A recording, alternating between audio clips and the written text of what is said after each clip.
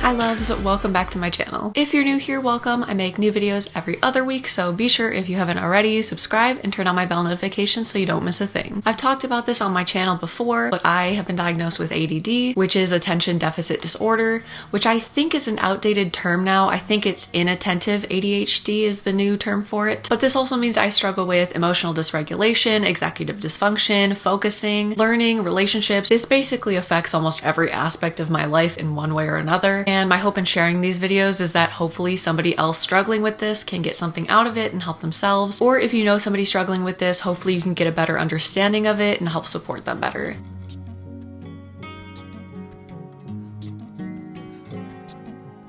If you would like to check out my other ADHD related content, I will leave a playlist link up here in the description box below for you to check out if you're interested. I have videos on study tips, fidget toys, even symptoms that aren't really talked about, so be sure you check that out. This week I'm going to be sharing my strategy on how to get things done with ADHD. So without further ado, let's just get right into it. Number one is to figure out why you need to do the task. A lot of times when we procrastinate a task, it isn't necessarily because of the amount of work it requires, but rather the lack of mental energy to make ourselves do it. So let's say you're putting off a routine doctor's appointment. It may feel like there's just so many steps with like finding the numbers of the office, calling them, having to talk to an actual person, remembering and saying your information correctly, waiting, and then you still need to figure out a time for an appointment that works, and then you have to wait for the actual appointment. It can be just so much to remember and focus on. We get into this cycle thinking, it can get so overwhelming to the point where we just don't do anything at all, which leads us to becoming stressed about the fact that we haven't done it yet, and then the consequences of not doing it, which is a lot, like all the time. But the most difficult part of starting any task is actually taking the first step to do it, which is why you need to ask yourself, why am I doing this? In the case of the doctor's appointment, think about how important it is to take care of yourself now and making sure that you're okay so that there's no further problems down the line. Or even let's just say it's like something simple like changing your sheets. Think about how nice it will feel to sleep in fresh sheets. It's such a refreshing little thing you can do to make yourself feel more comfort. Maybe you're putting off fixing a light in your house. Think about how happy the people you live with are going to be when they see somebody change the lights for them. Or if you live alone, think about how nice it will be to have a fresh, bright space, and you'll be able to see better when it's done too. It helps me finding one really good reason to do whatever task I'm gonna do, and I let that motivate me to actually get it done. Number two is to make a list of steps you need to do in order to get the task completely done. This can be a physical list or one you keep in your head. Walk through each step in your mind of what you need to do and in what order to get this done. I personally do this in terms of convenience and speed. Here's my list for cleaning off the table. First, I'll throw away any trash on the table. First thing. Next, I'll put all the groceries on the counter from our most recent or not so recent trip to Kroger, and I'll take all of that. I'll either put it away, or if it needs to go down in the basement, I'll start a basement pile. Then I'll start making piles for the rest of the things on the table, like a bathroom pile, a bedroom pile. My mom's desk usually has a pile too for like paperwork she needs to look over. Then I will put away said piles and sort through whatever is left on the table. I do things this way so I'm not wasting my energy taking every single thing and putting it where it needs to go. And honestly, this might sound incredibly lazy, but it's truly how I need to get things done so that I don't get tired out mentally from doing these things. Because trust me, people with ADHD get burnt out so much easier than neurotypical people, and I think I probably should do a full video on that. I probably will at some point. If you want to see that, give this video a thumbs up and I'll do it. So going through my day like this and trying to preserve as much energy and time as possible kind of helps ensure that the rest of my day will go the way I need it to, and sort of gives me the ability to do other things as well. Number three is if the task is a bigger one, split it up into smaller chunks. I think a huge thing that people with this disorder struggle with is keeping our rooms clean. I've really tried to be on top of keeping my room clean and somewhat presentable, because I found that keeping my space clean also can kind of help better my mental state too, because having a messy room just like sucks all the energy out of me and I don't feel like doing anything at that point. But if you're going to clean your room and it's a disaster zone, breaking your cleaning down into specific areas allows yourself to finish those set areas, then move on afterwards, and you can organize it in a way to make it easier to stick with cleaning. I just did a deep clean of my room today, so I'll kind of walk through the process I went through. When I'm cleaning, I'll always start with the laundry. A huge part of what makes my room messy is the chair. I feel like we all have one, but I just pile up different types of clothing on this chair until it's like almost as tall as me. So that's the first thing to go. I'll put all the hangers on the side and sort through all my laundry, and while that is getting washed, I will sort through all my drawers and make sure everything is organized and clean so that as soon as everything is done, I can just put it right in. Next, Next, I'll move on to trash and dishes. I have a gross habit of like putting my contacts on my dresser because I don't want to go and put it in the trash. Oh man. I've been trying to stop doing that. Not working. It's just more convenient that way. So I'll take all the contacts off of my dresser first. Then like paper towels, sanitizing wipes, masks that are old, and then I'll put away and organize whatever's left. Then when everything is clean, I will dust and vacuum everywhere in my room. Doing this system every single time kind of helps me get into the routine of cleaning. So now every time I do my laundry, I'm kind of motivated to clean the rest of my room too. And then I just feel so much better afterwards. With keeping up with the cleaning, a tip I've found is to time yourself for like 10 or 15 minutes once or twice a week, and it'll make it so it doesn't get too overwhelming to clean your room. You can also time these mini cleans with like a little playlist, maybe a podcast, and that also kind of gives you a boost of extra motivation as well. Another example is like a school project. You can apply the same timed method here. You can adjust this to fit you better, but the times I've found work best for me is like work for 45 minutes,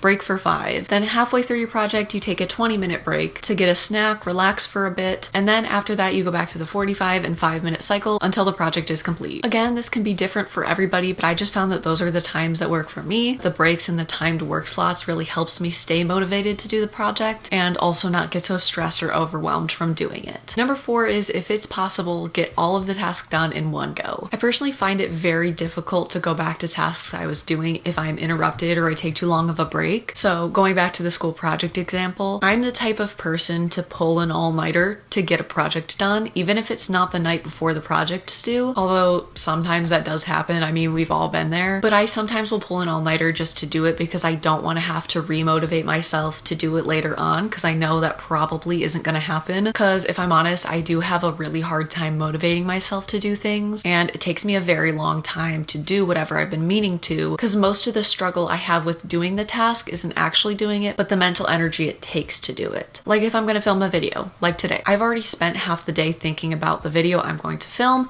writing down some bullet points, cleaning my room, figuring out what I'm going to do and say in this video in a way that's helpful and informational. I washed my hair, I did my makeup, like I've just been mentally preparing to film the entire day. Then once I finish filming this video, I'm probably going to spend most of tonight editing it, and I'll only leave a little bit to do throughout the week. The majority of my editing gets done the night that I film the video because it's already fresh in my head what I've said. If I mess up, I kind of know where it is, and it's just easier for me mentally to see today as like an editing and work day, and this ensures that I always have a video up when I need it to be. It is a lot to do in one day, but I find if I don't do it that way, it just won't get done, or it isn't the way I want it to be. Number 5 is to find a way to organize your tasks. I personally find my bullet journal to be incredibly helpful with this. I actually just filmed a video on what my personal system looks like for my bullet journal, so if you want to check that out, I will leave it in the description box as well. But I have this little space right here called my habit tracker. This ensures that I take my meds every day, as well as my progress and other goals that I have. I have all these little symbols to show me visually like what's important in here and when my appointments and my work shifts are, so that I can keep track of everything in my life all in this one little book. So whenever I'm confused about what's going on or what day it is or like what I'm supposed to be doing in the next couple days, I can always look in here and see what's going on. Number 6 is to reward yourself for doing larger tasks. You can do this by giving yourself a break after everything is all done to reflect on how you thought you did and also rest after all the work you put in, or you can reward yourself by having your favorite snack, drinking some water, maybe watching one of your favorite shows, or maybe even just chatting with some of your friends. Anything you find to be uplifting or that helps you recharge will be perfect for this reward. Also, if you are consistent with rewarding yourself, you'll sort of be able to look forward to finishing tasks so that you get your reward. It's kind of like training yourself in a way. I know it may seem like, well, why are you rewarding yourself for something that needed to be done anyway? Because it can take a lot of effort for people with this disorder to motivate ourselves, so having a little reward for yourself isn't a bad thing in my opinion. Just don't overuse it, and it can be a really helpful tool, especially since it helps prevent burnout and helps us feel good about doing big tasks. Over time, if you feel like it, you can lessen the rewards and only do them occasionally when you feel like you really need it, but I don't think you should feel bad if the ending reward be more motivating than the task itself, because some things are really boring and you just need that extra push to get it done. So yeah, it's a shorter list, but that's what I have for now. I really hope you guys enjoyed this video, and I hope it was able to help you out. If you'd like to see any of my other ADHD related content, I will leave a playlist link in my description box below for you to check out. If you like this video, please be sure you give it a thumbs up and subscribe to my channel down below. Stay safe, stay healthy, make good choices, and I will see you guys soon. Bye, loves.